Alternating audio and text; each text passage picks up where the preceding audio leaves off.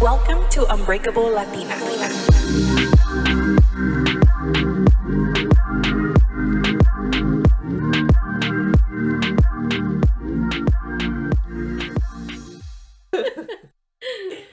Hi guys, welcome back to Unbreakable Latina. I'm here with my good friend Viri. Viri and I met at work. Hi Viri. Hi, I think you meant to say best friend. But Oh, I'll take sorry. good friend. It's like With my bestie. Viri and I met at work. I remember the first day that I was at work and they told me I was going to observe different desks. And they sat me behind this girl and she just kept typing away with her little nails like and she did not turn back and ask me anything about myself. Like she was like not like welcome here, and I was like, dang, this girl really hates her job. And I just thought this girl's kind of mean. And then months went by. I saw her in her cubicle, never talked to her again until we got transferred to the front counter, right? Yep. Do you remember when we realized we were going to be best friends? Yeah, it was over pizza. Rico's Pizza. If you don't know, Melina and I sort of grew up around the same area. Sort of. For like a brief moment in time. But we know that area where we grew up in Bell. And it was Rico's Pizza that brought us together. Yeah, and it was I don't remember the conversation was. I was like, oh yeah, I have this like pizza place that I love, and it's in Bell. And you're like, Bell? I grew up in Bell. Nobody knows where Bell is. Yeah, and then we're like, Rico's Pizza. We both said it at the same time, and that's when I knew we were meant to be friends. The rest is history. And then what happened? I don't know, like we literally worked next to each other, so we had to see each other every day. We had to talk and we had to get through the days.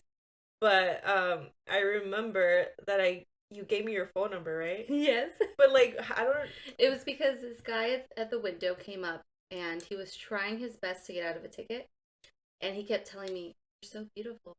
You're so beautiful." And I'm like, okay. We hear it all day, every day. It's every day I hear I'm beautiful. Make it out. And I think that was when we exchanged phone numbers, and you're like, "I'll text you." I'm like, "Okay." And you text me, you're like, "Hey, beautiful, this is my number." And I was like, who is this creep? You're like, oh my god, my husband's gonna find out. And you're like, oh my god, that sounded creepy. It's me, Melina. And then the rest is history. So today we wanted to discuss guilt trips in Latino culture. So Viri, what's your experience with guilt trips in your life? So I, of course, grew up in a typical Mexican household. Mom and dad worked. Mom didn't work for a little bit, but then she went back into the workforce. But there was a lot of guilt tripping going on. And I think us now as adults see it more than we did as kids because it was just so common for us. But one of the things that I remember the most is my mom used to always say, do it for your dad. Your dad would love to do this. Your dad would be so proud if you did that. And it would just annoy me so much when she would say it. And of course, she'd guilt me. And then I'd do whatever she wanted me to do. Example. In 9th grade, she wanted me to play soccer. Or my dad wanted me to play soccer. So I tried out for the soccer team. And it was a whole week of tryouts. I got to the last day and I was just so miserable because I did not want to play soccer. I'm not that Mexican kid that loves to play soccer, never did, but I did it because, quote unquote, my dad wanted me to. Guilt trip you into. Yep. So the last day of tryouts, I just had it. And I told the coach, I'm not trying out no more. He's like, why? And I'm like, because I don't want to play. And he's like, okay, well, you would have made the team. And I was like, okay, that's great. Walked home after tryouts, and even before my mom had a chance to ask me, how were tryouts? I started crying. And I was like, I don't want to play soccer. I never did. I just did. This is horrible. And she didn't say a word. And that was like the first moment of me trying to break that guilt trip cycle. I was like, nope, not having it. It was just so normalized, like in our culture, like everything's like, oh, tu papá quiere esto, oh, tu mamá, si no vas, tu abuelita se va a enojar contigo. Yep. Like, if you don't do this, what is your family gonna say? Mm-hmm. Si no vas al bautizo, like, ¿qué van a decir? Yep. That you don't love your family? Exactly. Isn't that terrible? It is. Like, well, recently Viri and I started, like, talking about this. Like, hey, it feels so good to say no.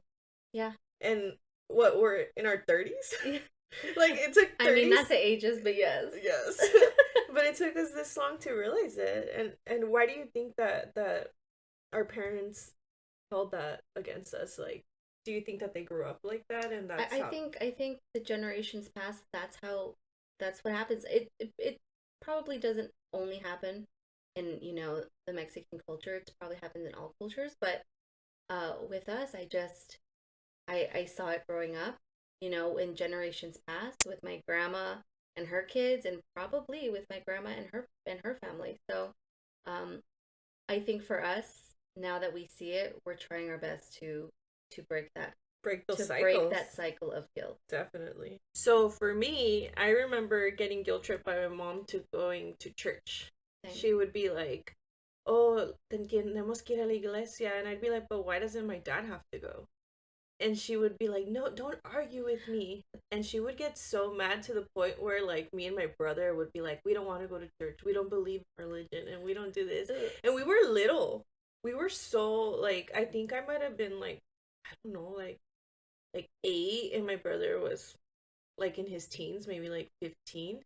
And she would get so upset, and she'd be like, "They when I was younger, like, my grandmother would always make me go to church, and I wouldn't fight her, and I wouldn't do this." But for me, like, from my understanding of doing my, like, first communion and everything, maybe I was a little older, but my understanding was, like, mom and dad get married by church. My parents weren't even married by church, so it just felt like, even being so little, isn't that crazy that I was so tiny and I still knew that what we were trying to pretend to be, we weren't. Right.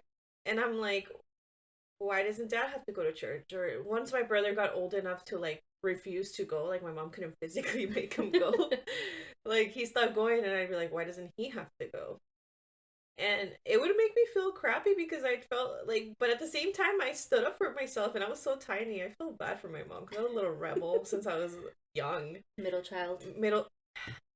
Don't start with me. I'm just saying. Just because. Just proving a point. I'm just saying. No, but she would guilt trip me into going to church because she said, like, mi abuelita me llevaba a la iglesia and blah blah blah and this. And now as an adult, I remember the last time, even she made me do my confirmation. And you're in high school already. I was 17. It's so bad. But I remember telling my mom, like, all the girls that go to that church are gonna end up pregnant. 2 years later, most of the girls that I went to church with ended up pregnant. Wow. And I told my mom, I told you. And I think my mom now, like, she obviously she still has her religion, but she doesn't follow it like, like she used to. And I tell her, like, I don't want to go to church. Like, I believe in God, but I don't believe in religion, and not the religion that you taught me. Right. And it's just like, it's expected for you to have the same religious beliefs as growing up. Were you baptized Catholic? Yes. Yeah, I was baptized Catholic too. I went to a first communion. Right. I did my confirmation, so if anybody wants to marry me, I could get married by church, but I don't believe in it. Secret. But yeah, that was like a huge guilt trip growing up. So at some point, me and Vidi were working together, side by side. Side by side. I'm not gonna disclose what we did, but whatever. I don't want to get fired. But we were working side by side, and we would have these therapy sessions. We were both going through it, and it's so nice to have a friend and a coworker that, like, you get so close to your coworkers. Like, I'm like, damn. You get more close to your coworkers than your own family. Well, you see them more. Because we're there 8 hours, 9 hours a day together. Like, wait. So, remember? So I wear glasses. Okay. And I was trying to put contacts on, and I told Vidi, like, how do you put these things on? So, según yo, like, I had put my contacts in, right? Yes. Did I come with my contacts in and then it fell off? So, she decided she's going to get contacts because she wears glasses. So, if you ever saw a picture of Melina before 2020 without glasses on, chances are she was blind. She couldn't see. Great. Because she never wore contacts. She was 2010. She couldn't even see you. So she decided she was going to try to wear contacts at work. So for 20 minutes, I saw her stick her finger in her eye and have the contact just fall out. I'm like, girl, I'll handle these customers. You do what you got to do. With a little tiny mirror, trying to put contacts in her eye. This was like a one and done occurrence. I don't think you Oh, should ever wear contacts ever again. I did once, and I was driving, and they got so dry that it popped off. So yeah, now I'm just blind, or I wear my glasses, and I hate it. But I'm gonna go get LASIK. Okay. I have my Consult. consultation on Wednesday, so we'll avoid the blindness. Anyways, so we got super close, and one day I don't know what we were talking about, like our traumas probably. Yeah. And what Our did we, traumas that we suddenly discovered that we had. yeah, suddenly we were like, why do I say yes to everything? And why do people make me feel bad? This was this was January 2020, and was it January 2020? No, it was before. Oh, before then. I don't know. We were there together. Yeah. Yeah. And we said, oh, you know what? This is it. This is going to be the year of self-care. We're not going to say yes to everything. We're going to start saying no. Yeah. And it's been very liberating to say no. And I even told you this a couple of days ago. I was just like, wow, saying no has made me have so much freedom. And then people get shocked when I say no now.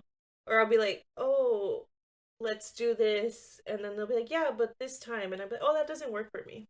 We could reschedule. How have you gone about starting to say no and not letting people guilt trip you?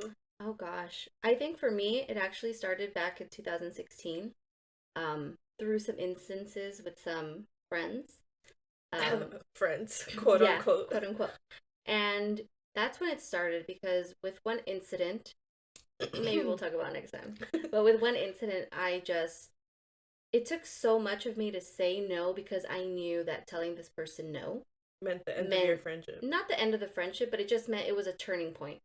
Because there's people that always want you to be like, this is who you are. This is how I like you to be. So stay like that if you want things to stay the same. And I wasn't doing that no more. I told my husband, Johnny, shout out, babe. He's gonna be like, he's gonna be don't talk bad about him, because he's gonna sue me. He's gonna sue me.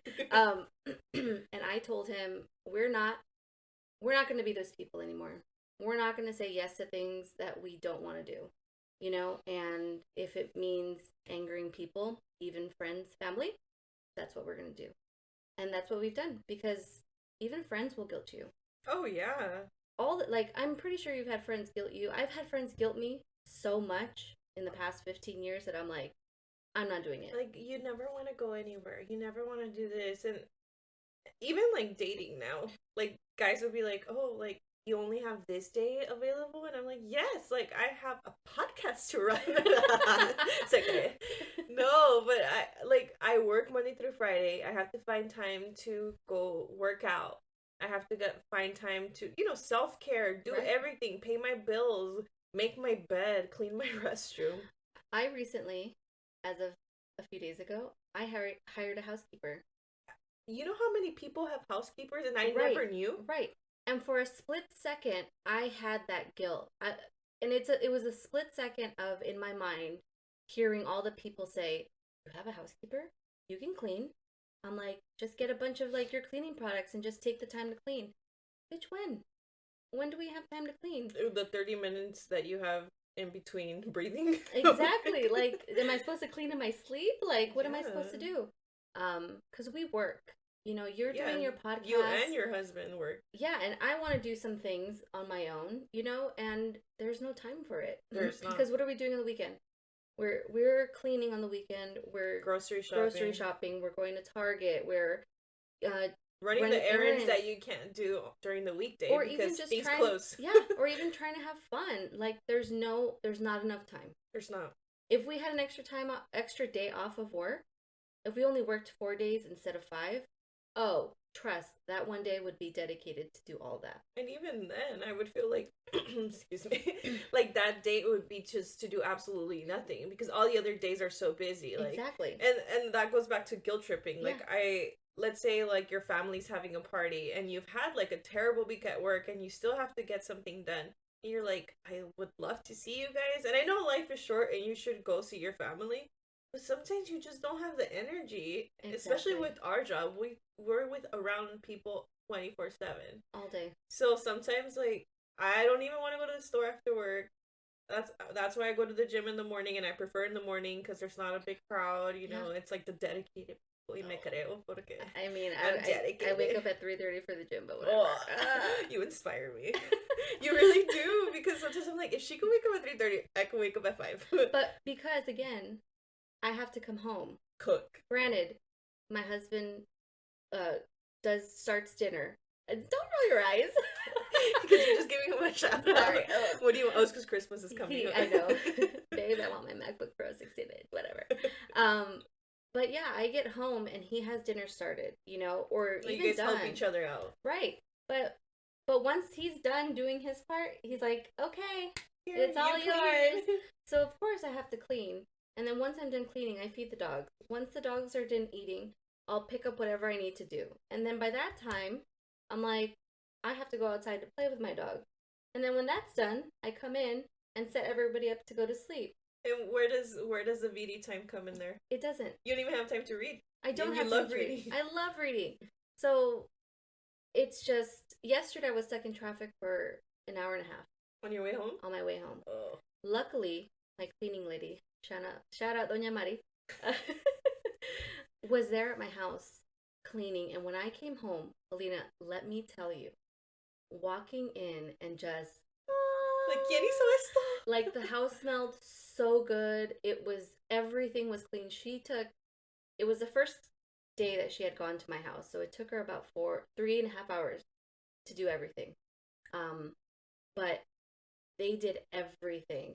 And like I said, when I first thought the idea of hiring someone, the Mexican guilt came into me, like, no, like, what are you doing? Like, tú lo puedes hacer. You can do it. Like, save yourself the money. And then in the second, I was like, no, I have the means to do it. It's really nice. And we just have to normalize, like, that we don't have to do what everybody else is doing. And you could do your own thing and feel okay about doing that. Definitely. Going back to, like, the boundaries episode, I don't have a relationship with my dad anymore. And I remember his family guilt tripping me. Not everybody, but a certain people in his family were like, that's your dad. Like, how can you be like that towards him? And I'm like, it is my dad. I love my dad, but I cannot maintain this relationship anymore. And I remember my mom getting messages and saying, like, Melina es grosera, like, she said this, and I can't believe that, and this and that. And at some point, it made me upset because I was just like, nobody asked, how do you feel, Melina? Right. Everybody's saying, like, oh, you're mean because you're cutting off people and it's still your dad. Right. And it goes back to me trying to break that intergenerational trauma. I don't want a relationship with someone who causes harm in my life and pain and stress. Right. Like, I'm tired of being stressed. I'm tired of being that strong person. Like, I want to be weak for once. Hey guys, I wanted to take a quick break to thank you all for your support. When I first started the podcast, I felt lost. I didn't even know where to begin, but thankfully I stumbled upon Anchor. Anchor is a platform that I use to make my podcasts. I can record, edit, and distribute my podcasts on listening platforms like Spotify, Apple Podcasts, and many more. So it's a one-stop shop. And the best part is that it's free. Download the Anchor app or go to anchor.fm to start your podcast today. So I just think that being in this generation with our parents being the previous generation that was more closer to the, I guess, Hispanic traditions and guilt trips and everything. And not questioning anything. Yeah, I think we're starting to break these generational curses that have just been going on in our families. And I think that's why we have it a little bit tougher. We could have had it easy and just complied with everything and just been like, oh, that's fine, just go through our lives being guilt tripped. But I think you and me, we're sort of the same person in different ways. Yeah, we balance each other out. You're the yin to my yang. So the pozole to my rabanos. Johnny, don't get jealous. He's not. He doesn't get jealous. I've tried to make him jealous, but he doesn't get jealous. Try harder. But yeah, I think because it gets lonely. Let me tell you. Oh, it gets does. lonely when you are doing your own thing. It really does. And you'll see it. You'll start losing friends. Family won't talk to you because you're not doing what they want you to do. You're not complying with what they want. With the Mexican, traditions, or the Mexican, just the norms. The norms, yeah, that they've... Oh, we forgot to talk about one thing. What? That you get guilt tripped for not wanting to have children. Oh, yeah. All the time. Me and Johnny have decided to be child-free. We don't want to spend our life raising children. We just want to spend our lives together, traveling. Even if we don't travel and we move to another state, which I know you don't like, but you're not good moving. Sorry. No, you're not. And retiring somewhere, it's just, we want to do it child-free. Yeah. We see friends, we see, people that have children, and we don't want that. And that goes back to you want to do that because you want it, not because it's the norm. Right. And I was just having a conversation with my friend Amanda yesterday, and I told her about you because she also doesn't want to have children. And she was just like, it's just not for me. Right. And she said she had a conversation with somebody, and they told her, like, oh, it's the child's responsibility to take care of their parents. But I was like, wait, what? She's like, yeah, I had this debate with a friend of mine, and saying that if you have children, it's their responsibility to take care of you. And that's where people go wrong here. Right. We didn't ask to come into this world. Exactly. So why should I have to be responsible? I'm not saying that I wouldn't take care of my parents if needed, but it shouldn't be expected. Oh, and they tell you don't want anybody to take care of you when you grow up? I'm like, no. Yeah, like for me, I do want to have children because I want that family environment, and I want to have holidays and stuff like that. I mean, maybe it's not in the cards for me. I don't know yet, but I warm up to that idea, but I didn't know that for a long time. Right. And I think you were one of the first people I met that was like, oh, I don't want kids. And it took me a while, though, because you would go back and forth in my early 20s, right? It was, I do want to have kids. I'll wait till I'm married. I got married, and then I'm like, ooh, no, kids are not for me. And then once my sister and sister-in-law started having kids, it was like, oh, I want to be the best aunt and uncle that we can be. And honestly, like, I think we talked about it a couple days ago. We are happy where we're at. We don't feel like we're missing anything in life. I'm like, all we can do is just continue to add value to our lives by being together, traveling. We don't want to travel with kids. No offense to anybody that has children. No, definitely. I'm like, you guys are superheroes for wanting to raise children. Yeah, imagine if you're I can't even keep a snake plant alive, ladies and gentlemen. I am a plant killer. Kelly, you're a plant killer too. Shout out Kelly. She's a good mom though. Yeah, she's a great mom. But I cannot do that. I don't want to raise children. I would have been a good mom, probably 100%, but I don't want to experience that. Yeah, and you shouldn't have to feel bad for not wanting that. That's why there's a lot of us that have traumas, because we come to this world and people are just, they're so used to get married, have children, then they're gonna have kids, and it just keeps going and going. And it's like you said, it's hard for us now to break all these generational curses. Yeah. Because you want something different in your life. Exactly. And it's like, whoa, what are you doing? This is not what you're supposed to do. Right. That's why I say it gets lonely. It gets really really does. lonely. So with all that, we'll say, don't feel bad at all for saying no and for breaking those generational curses. And don't feel bad for making yourself a priority first. Don't put yourself on the back burner anymore. Move yourself up to the front right burner, which is your favorite one. Yes. I'm like, how do you know? I know, girl. And yeah, don't. And be selfish forever. And selfish is not bad. It's not bad at all. It's not a bad thing. All right, guys. Thank you so much for listening. Don't forget to rate, review, and subscribe to the podcast. And follow us on Instagram. Follow us. Follow me on Instagram at Unbreakable Latina. Have a great week. Bye. Bye.